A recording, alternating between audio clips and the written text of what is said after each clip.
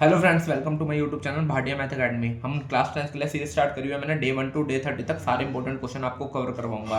हम डे 14 पे, अगर डे 1 टू डे 13 की सीरीज अगर आपने नहीं देखी, प्लेलिस्ट बनी हुई है, प्लेलिस्ट में जाकर डे 1 टू डे 13 की सीरीज देख लें। क्वेश्चन नंबर फर्स्ट स्टार्ट करते हैं हमारा। If sec theta plus ten theta हमें प्रूफ करना है इक्वल टू एम की वैल्यू गिवन है। प्रूफ करना हमें M square minus N square. सीधा लिख सकते हैं, एम की वैल्यू हमें क्वेश्चन में गिवन है, सीधा फॉर्मूले में डालते हैं एम की वैल्यू। ये डाल दिया एम की वैल्यू -1, ये इसमें डाल रहे हैं एम की वैल्यू। ऐसे ही sec theta plus ten theta का होल स्क्वायर प्लस 1, ये हो गया हमारा। अब सबसे पहले क्या करेंगे, ए प्लस बी का होल स्क्वायर खोल देंगे। यहाँ पे अब आइडेंटिटी लगा देंगे, क्या होगी sec square theta plus tan square theta plus 2 sec theta tan theta -1, ये हो गया। ऐसे ही नीचे लगा देंगे sec theta sec square theta plus tan square theta plus 2 sec theta tan theta -+1।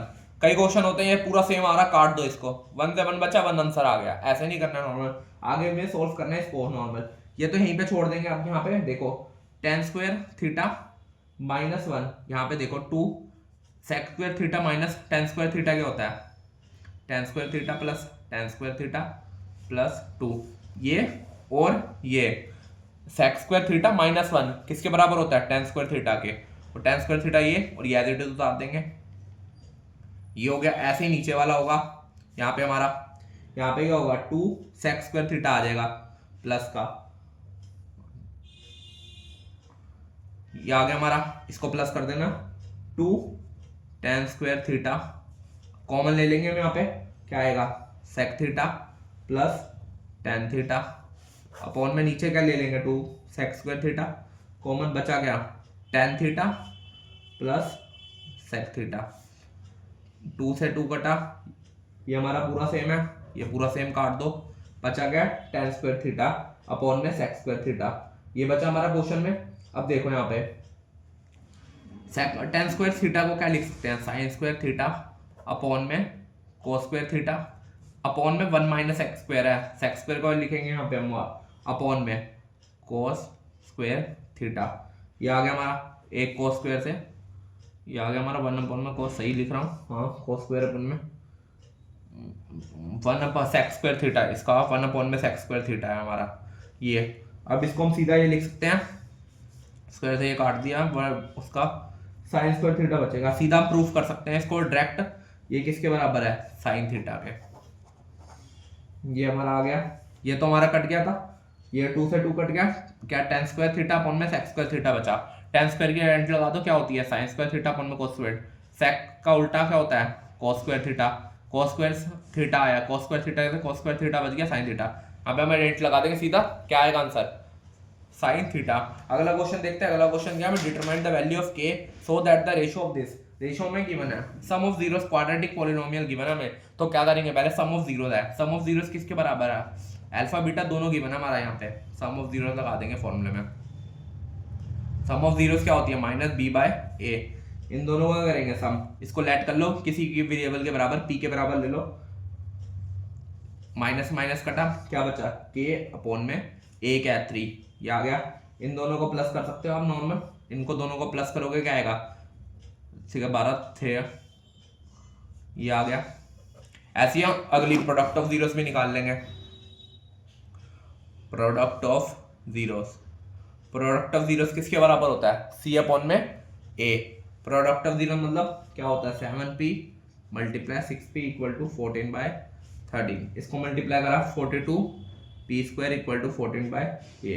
अब दोनों यहाँ से ऊपर पी स्क्वायर की वैल्यू निकाल लो, 14/3 नीचे आ गया 1/42, इसको काटा 3 पी स्क्वायर इक्वल टू 1/9, ये आ गया हमारा पी स्क्वायर इक्वल टू 1/9। तो पी की वैल्यू क्या आ गई 1/3, यही हमारा 1/3 आ गई। बस इसको बराबर रख लो यहाँ पे पी की वैल्यू से, वैल्यू निकाल के के की वैल्यू मुझे बताना क्या आएगी आपकी, कमेंट करना अपना आंसर। बस पी की वैल्यू जो आपकी निकाली है ना 1/3, इसका क्या करना है, इसको यहाँ पे वैल्यू प्लॉट करके 1/3 को फिर सोल्व करना है नॉर्मल, कमेंट करना है इसका आंसर क्या आएगा। देखता हूँ आपको बेसिक भी आते हैं नहीं आते नॉर्मल। क्वेश्चन नंबर 3 से देखते हैं, क्वेश्चन नंबर 3 क्या है, a piece of cloth costs. सारे आज इंपॉर्टेंट क्वेश्चन करवा रहा हूँ, काफी मुश्किल क्वेश्चन हम थोड़ा धीरे धीरे के लेवल अप कर रहे हैं। नॉर्मल हमारे जो आसान क्वेश्चन थे उसको मुश्किल कर रहे हैं हम। आज हमने नए क्वेश्चन भी ऐड करे हैं काफी, जैसे स्टेटमेंट वाले। A piece of cloth cost ₹35 if the piece were 4 metre long. सबसे पहले हम लेट कर लेंगे L metre be the length of the piece with a total cost. Total cost question में गिवन क्या है, कितनी? टोटल कॉस्ट है ₹35। कॉस्ट ऑफ 1 मीटर निकालना है, cost of 1 metre long piece. तो इसको ले लेंगे 35/L। ये हो गया हमारा L है, ये L लगा लेना। आगे कॉस्ट ऑफ, उसके बाद क्या लिखा है यहाँ पे, if the piece were 4 metre longer, longer है तो L प्लस 4 मीटर, उसकी कॉस्ट क्या है ₹35। तो कॉस्ट ऑफ 1 मीटर की क्या होगी, cost of 1 metre long piece की 35 अपॉन में L प्लस 4। ये हो गया हमारा, यहां तक हो गई। आगे क्या स्टेटमेंट बनानी है हमें, normal quadratic, how long is the piece, simple. इन दोनों को प्लस कर देंगे, एक इक्वेशन सेकंड फर्स्ट, दोनों की कॉस्ट क्या है ₹35। 35 अपॉन में L plus 4 plus 1 equal to 35/L। ये हो गया हमारा। आगे इन दोनों का एलसीएम ले लो, L प्लस 4 अपॉन में L plus 4 equal to 35/L। 35 को करा प्लस 4, 39 प्लस L अपॉन में L प्लस 4 35/L। इसको ऊपर ले जाओ multiply, 39L plus L square 35L plus 35 को 4 से करोगे 70 140। ये हो गया हमारे यहाँ तक। आगे देखो, आगे क्या करेंगे हम, नॉर्मल 35 माइनस कर देंगे यहाँ पे, कितना होगा 35 में 39 में से 35 गए, 4L plus L square equal to 140। 140 को इधर ले जाओ, ये हो गई हमारी क्वाड्रेटिक इक्वेशन बन गई हमारी यहाँ पे। अब क्वाड्रेटिक इक्वेशन बन गई, इसमें क्या लगाएंगे हम, नॉर्मल L में वो भी लगा सकते हैं, नॉर्मल पॉलिनोमियल का फॉर्मूला में मिडिल टर्म भी कर सकते हैं और डी वाला फॉर्मूला भी लगा सकते हैं, कोई भी मेथड से कर सकते हैं हम। मैं यहाँ पे डी वाला फॉर्मूला लगा रहा, मैं सीधा वो ले रहा हूँ, prime factorization, middle term 12 minus 140 equal to 0 थी, L square plus 14L minus 10L minus 140, L plus 14 minus 10 L plus 14 equal to 0। L की वैल्यू क्या आ गई, एक माइनस 14 और एक L की वैल्यू 10, तो 10 वाली लेंगे, नेगेटिव तो कभी लेते ही नहीं नॉर्मल हमारी, तो L की वैल्यू क्या आ गई 10। हमारी लेंथ कितनी है 10 मीटर। आगे अगला क्वेश्चन देखते हैं, अगला क्वेश्चन भी काफी इंपॉर्टेंट है, 9th चैप्टर का क्वेश्चन है ट्रिग्नोमेट्री का। A from the first floor of, सबसे पहले इसकी फिगर समझ आनी चाहिए। अगर आपको फिगर समझ आ गई ना, क्वेश्चन आपके बहुत आराम से हो जाएंगे। बस आपको मेन फिगर समझ आनी चाहिए, इसकी फिगर क्या है। फिगर देखो आप, from the first floor of Qutub Minar, first floor of Qutub Minar, ये ये है मान लो बिल्डिंग, कुतुब मीनार की बिल्डिंग हो गई। यहाँ पे फिगर बनाते रहना, बस फिगर मेन है यहाँ पे। आगे from the first floor of Qutub Minar which is the height of 25 metre, 25 metre की हाइट है ये। उसके बाद from the length of the ground, ये ग्राउंड की हो गई। Man observe that the top of the building at the angle of elevation, यहाँ से मैन है फर्स्ट फ्लोर पे चढ़ा हुआ, एंगल ऑफ एलिवेशन देख रहा है। एंगल ऑफ एलिवेशन क्या होता है, नॉर्मल हमारा ऊपर यहाँ से बना हमारा एंगल ऑफ एलिवेशन कितना 30 डिग्री, 30 डिग्री। आगे the top of the building at the angle of elevation 30 and the angle of depression, angle of depression वो ऊपर से नीचे होती है हमारी, यहाँ पे ये बना दी। उसका एंगल कितना है 60। Calculate the height of the building, building की हाइट निकालती है, ये मान लो बिल्डिंग है, बिल्डिंग। ये हो गया हमारा, सिंपल फिगर बन गई हमारी, 25 मीटर की है ये कुतुब मीनार, ये बिल्डिंग उसके सामने, उसका नाम दे दो यहाँ पे, जो भी नाम लेना है नाम लिख दो, ए, कोई भी नाम ले सकते हो, A B C D E, कुछ भी ले लो, वो आपके ऊपर ही है। अब आगे हाइट निकालनी है, हाइट ये पूरी निकालनी है, लेट कर सकते हैं हम, लेट कर लेंगे BD equal to x, BD हमने x ले ली, ED कितनी है ये भी हमारी, H ले लो, ये H ले लो। आगे हाइट ऑफ बिल्डिंग मतलब CD कितना गिवन है 25, अगर ये कुतुब मीनार की बिल्डिंग है ये भी सेम है 25 हो गया। अब हमें लेट क्या फाइंड क्या करनी है, हमें ये पूरी फाइंड करनी है बिल्डिंग की हाइट। सबसे पहले ऊपर एंगल ऑफ एलिवेशन लगाएंगे, एंगल ऑफ एलिवेशन ये H है ये X है, H बाई एक्स क्या होता है P बाई बी, क्या होता है, किसका फॉर्मूला होता है tan 30, tan का formula tan 30 equal to ED upon में BD।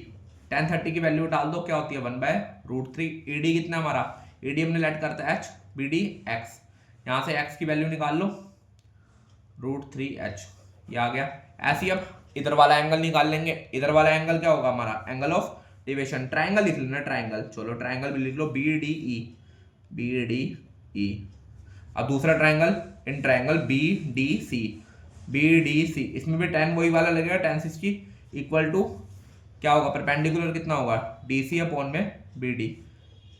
डी सी की वैल्यू हमें क्वेश्चन में मैंने यहाँ पे सारी वैल्यू निकाली हुई है 25, बी डी की एक्स की वैल्यू ऊपर ले जाओ 25/√3। अब यहाँ पे एक्स की वैल्यू डाल दो फर्स्ट इक्वेशन से 25/√3, तो 3h इक्वल 25, h की वैल्यू आ गई 25/3। हाइट आ गई किसकी, बिल्डिंग की, h की वैल्यू आई है, h हमने लेट क्या करता, ईडी की वैल्यू आई है, इसकी बिल्डिंग हमें हाई पहले से गिवन है। टोटल लिख दें यहाँ पे height of a building, total building की हाइट क्या यहाँ पे देखो, एक ईडी प्लस डीसी, इसकी कितनी है 25/3, डीसी कितना 25, एलसीएम लेके 3 25 ऊपर गया 375 प्लस 25, ये आया हमारा कितना आएगा 105, शायद 105 आएगा, 100 अपॉन में 3, इसको मिक्स फ्रैक्शन में कर लो, ये आ गया हाइट ऑफ अ बिल्डिंग। ऐसा भी आ सकते हैं अपॉन में, ये नहीं है नॉर्मल आपके सिंपल इक्वेशन में है, नॉर्मल ये भी आ सकते हैं मिडल अपॉन में फ्रैक्शन में। अगला क्वेश्चन देखते हैं, काफी इंपॉर्टेंट क्वेश्चन करवाया, ये इंपॉर्टेंट आ सकता है काफी पेपर में, ऐसे क्वेश्चन हर वीडियो में एक चैप्टर, इस चैप्टर के एक क्वेश्चन करते रहेंगे। हमने ये चैप्टर भी स्टार्ट कर दिया, मैंने स्टार्टिंग में इसलिए स्टार्ट नहीं करा था, अगर मुश्किल चैप्टर करा तो आपको दिक्कत होती, पहले आसान चैप्टर करवाया, मुश्किल पे आ रहा हूँ। The first negative term of AP, first negative term AP, A given है, डी का फॉर्मूला लगा दो, a2 माइनस a1, 19, 4 को 19 से करा 36, 4 बंदा 4, 76 अपॉन में 2, 76 अपॉन में 4 माइनस 77 प्लस 1, 77 अपॉन में, ये आ गया डी की वैल्यू 77, 80, डी की वैल्यू कितनी आ गई -3 अपॉन में 4, ये आ गया हमारा डी की वैल्यू हमारी आ गई। आगे क्या करेंगे हम, डी की वैल्यू आ गई, ए की वैल्यू, फर्स्ट नेगेटिव टर्म है, फर्स्ट नेगेटिव मतलब ए एन किससे छोटा है, 0 से, ए का formula n-1, D less than 0, ए की वैल्यू 20, एन की वैल्यू क्या हमारी यहाँ पे, एन की वैल्यू हमें निकालनी है, डी की वैल्यू -3/4 लेस देन 0 है हमारा, plus minus 3n minus plus 3/4 less than 0, इसको एलसीएम ले लिया हमने यहाँ पे पूरा, कितना आया 80 less than 0, 83 minus 3n upon में 4 को इधर मल्टीप्लाई करोगे 0 आएगा, 83 माइनस 3n लेस देन 0, उधर ले जाओ 83/3 आएगी n की वैल्यू। देखना, अगर आप कमेंट करके देखना, अगर आपका ये आ रहा आंसर नहीं आ रहा, अगर आपका ये नहीं आ रहा तो आपका गलत आ रहा नॉर्मल, इससे कोई देखना, इससे छोटा n की वैल्यू हमेशा याद रखना, फर्स्ट नेगेटिव टर्म हो तो लेस देन 0 लेते हैं, और नॉट इक्वल टू नहीं, सीधा लेस देन 0, ये नहीं लगाएंगे, ये गलत है, खाली लेस देन 0 आएगा हमारा, n की वैल्यू आ गई। सिंपल क्वेश्चन था पर ये काफी इंपॉर्टेंट है, फर्स्ट नेगेटिव टर्म समझ के लोग छोड़ देते हैं इसको, बस an को लेस देन 0 रख के an का फॉर्मूला लगाना हमारा। अगर आपको ये चैनल सीरीज पसंद आ रही है तो चैनल को सब्सक्राइब करने लगना, वीडियो अच्छी लगे तो लाइक कर, शेयर कमेंट करें। Thank you.